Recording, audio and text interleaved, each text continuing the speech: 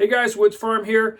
Just out in the armory today, and I was doing some reorganizing and some repacking of some of my gear, and I pulled out my Get Home bag or my Urban Survival bag, and I thought I would take an opportunity to do a little bit of a gear dump, go through what I've got in the bag, and discuss the contents. So stick around and check it out.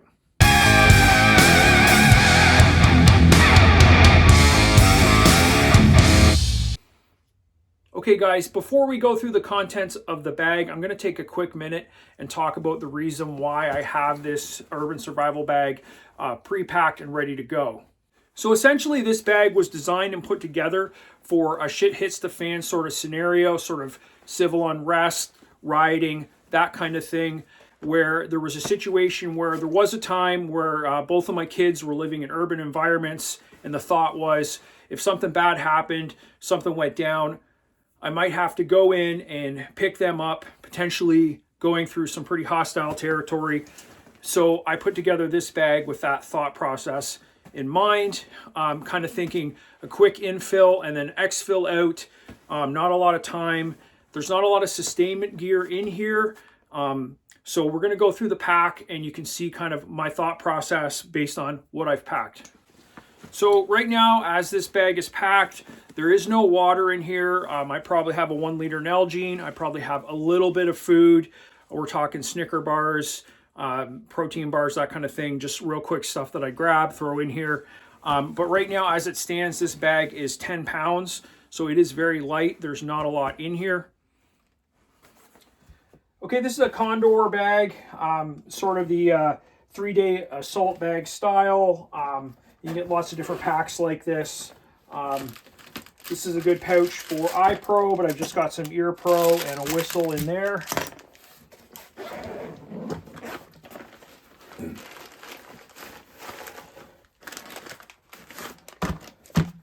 Got a tourniquet, field dressing. Got a headlamp.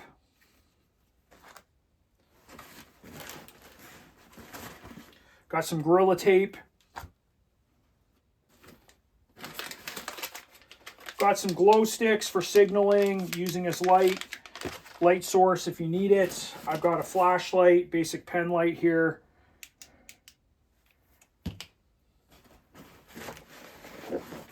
Bit of paracord, you can use that for different stuff. Got an emergency poncho. Got a set of binoculars. I'll talk a little bit more about these later.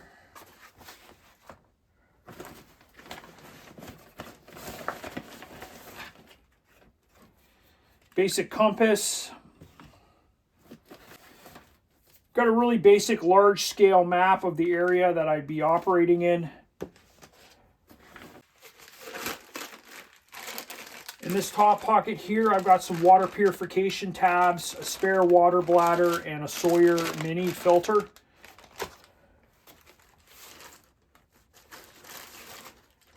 And I've got some fire starting materials.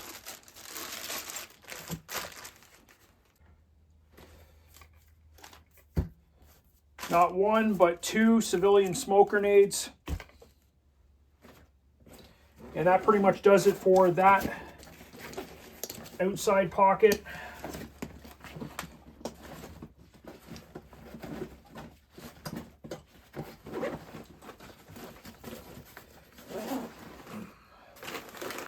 On the inside pocket here, I've got a Baofeng ham radio. There's a spare battery for that. I've got an emergency bivvy.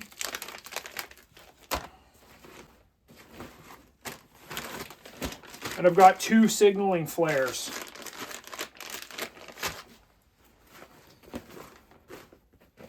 I've got some iPro. Basic set of gloves. I've got a watch cap or a toque. I've got a first aid kit.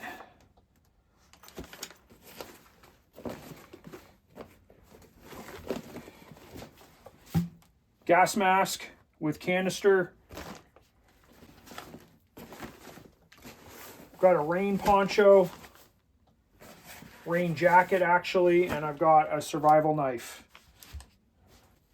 Okay, that's the contents of the bag laid out. Like I said, I'd probably carry a little bit of food, some snacks, and I would also have water ready to go in the bag as well. But these are the basic contents. So I'll go through some of this stuff in a little more detail.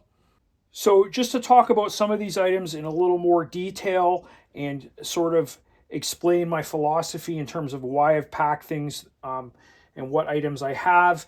First and foremost, a gas mask. If you're going to be traveling through an area where there's rioting, looting, civil unrest, that kind of thing, this is going to be essential. You're going to have to deal with tear gas and smoke and all kinds of other nasty things. And this is going to give you the ability to travel through that a little more effectively.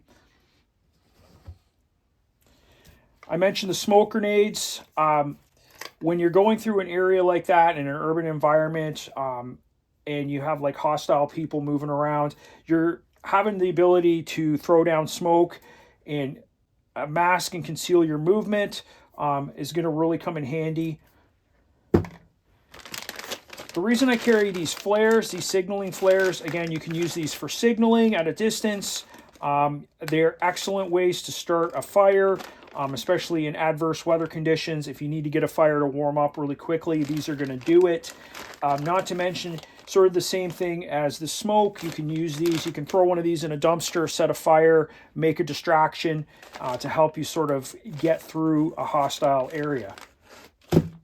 First aid is important and essential. I'm not going to go through the contents of the first aid kit. I've upgraded this quite a bit. There's lots of information out there on good first aid kits. But first aid kit and a tourniquet, that's gear you're going to want to have. Communications, I might suggest actually carrying 2 of these radios. That way, when you get to the person you're trying to help, you're able to give them a radio and you have that kind of instant communication. So any sort of FRS radios will work for close range communications.